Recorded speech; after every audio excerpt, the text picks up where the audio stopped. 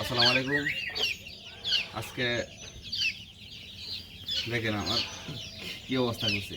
গরুটির মাথা নেই, আমার গরুটির গা নেই, এই অবস্থা ছেড়ে আক্রমণ করছে আর কি। কী আর করবো, এই হাঁসের অবস্থা ভালো না। এইটা আমার দেশি মুরগির বাচ্চা ছিল 150টি, এখান থেকে 12টি বাচ্চাই মেরে ফেললো। এই নেট ছিদ্র করে এসে রাতের দিকে খাইতেছে।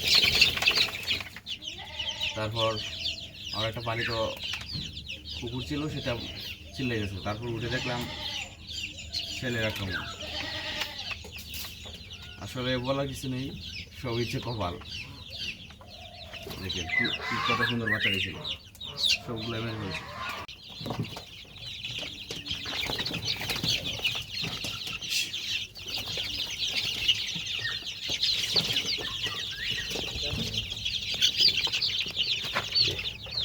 এদিক দিয়ে এসে ফেলে ঢুকছে, দাঁত দিয়ে একটা একটা তার কাটছে।